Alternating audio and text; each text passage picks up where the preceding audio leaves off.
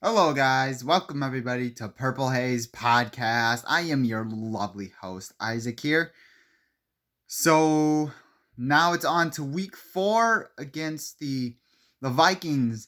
Will be taking on the Carolina Panthers in Charlotte, North Carolina at noon.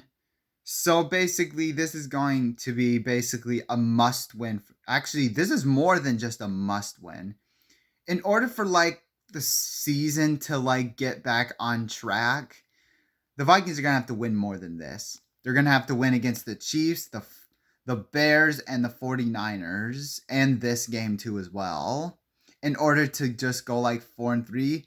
And then you have the rest of the way the Green Bay Packers, the Atlanta Falcons, the New Orleans Saints, the Denver Broncos and the Chicago Bears again.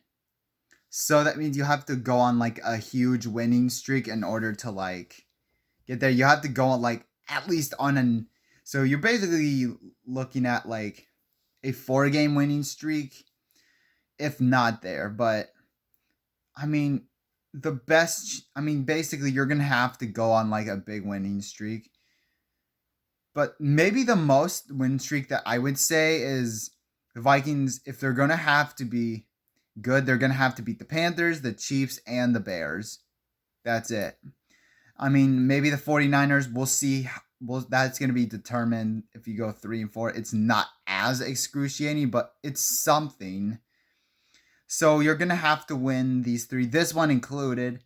Let's get to the preview, shall we? So for the Vikings offense, the Panthers defense, mind you, is dealing with several injuries. And they got Ejiro Evero, who I wanted this dude to come with the Vikings, but he went to Carolina, so we got Brian Flores, so it's fine. They're dealing with injuries such as Xavier Rhodes. Xavier Woods, Horn. They're dealing with let's see. I believe it's again, I don't know. Forgot all the rest of the injuries, but so Xavier Woods is not going to be there. A Viking from 2021, if you guys remember. And they're not a bad defense. I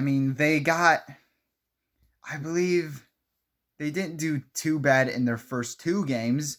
So that means they're at least an okay. The Panthers defense is at least an okay. Oh yeah, Shaquille Leonard. He's also dealing with an injury too, one of their best linebackers ever. I forgot about that one. Anyways, as for the offense and what they need to do, take care of the ball. Yes, I'm going to be repeating myself if the issue does not fix up again. It's going to be another long game if you cannot take care of the ball, because they're absolutely backbreaking, because the Vikings have lost the turnover battle the first 3 weeks, which led to the Vikings losses. So shooting yourself in the foot cannot be acceptable here. You cannot allow that to happen. It's an easy mistake. You have to do it. Anyways, be better in the red zone, because 3 points while entering into the red zone of the Chargers last game, they only got 3. It needs to be a lot more better. The play calling, especially in the red zone, needs to get better, basically. That includes taking care of the football and being aware of the situation when it's there. And next, give your playmakers the ball as much as you can. And I'm being serious when I say this. So giving your playmakers the ball as much as you can is basically essentially what you need to do. So Justin Jefferson, Jordan Addison, because if other teams can do it, you guys, the Kevin O'Connell can and the Vikings can do it as well, because it's not that difficult. It's proven time and time again that when Justin Jefferson's given time and when he's given the ball, he makes something. He breaks off 10 yards a pop. So why not give him the ball more is what I would do in order to give your team the best chance to win.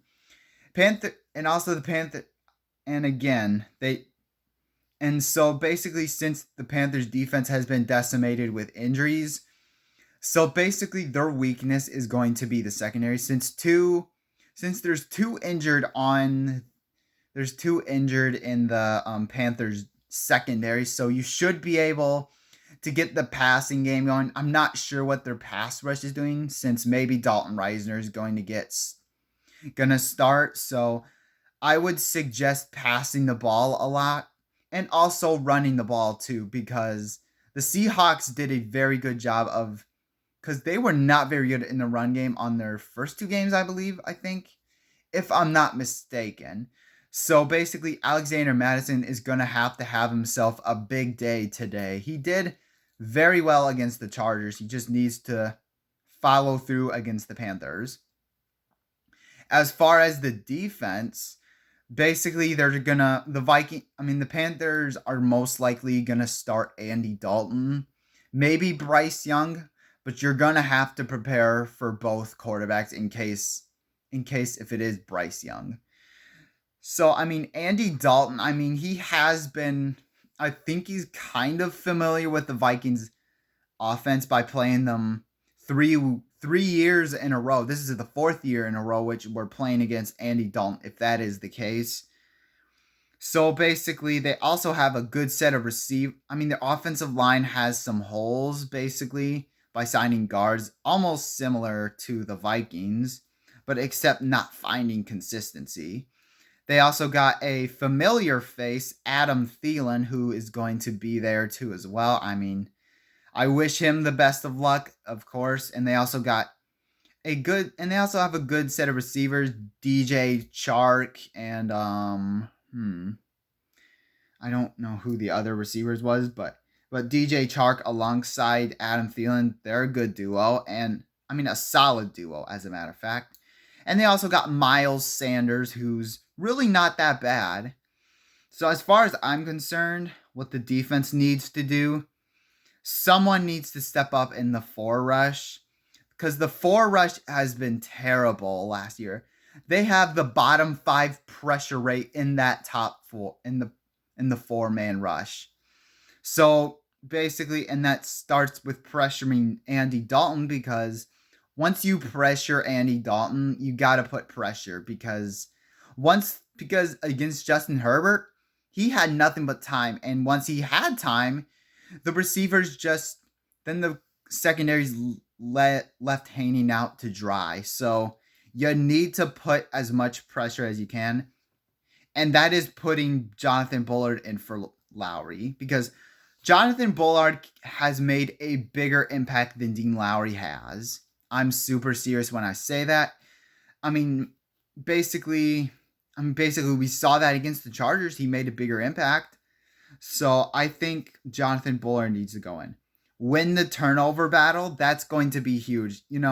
We did a good job forcing we only had 2 turnovers basically on our defense. So, and the Carolina defense is similar.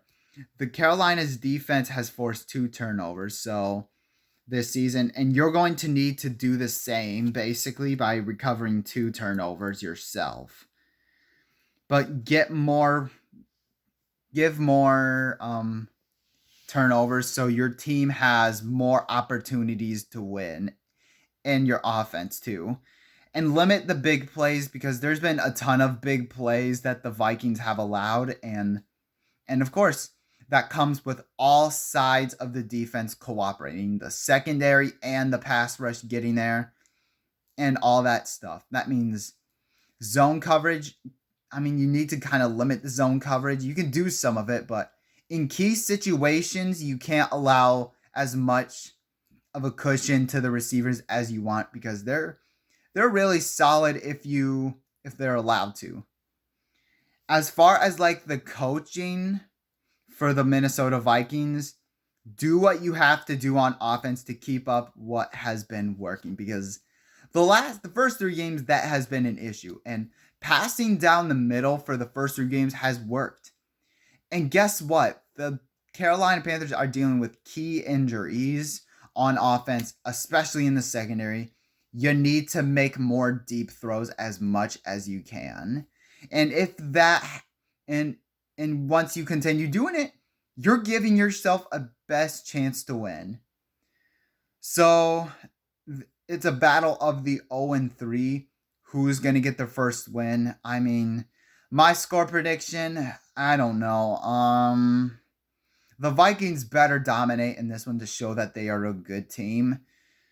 Um, hmm. I think the Vikings do get the first win. I'm going to say 30-20. I'm going to say it's a 30-20 game. The Vikings get the dub and go 1-3 in the season. So thank you guys so much for watching this video. Make sure you guys hit that like button and hit that subscribe button if you haven't already. Skol.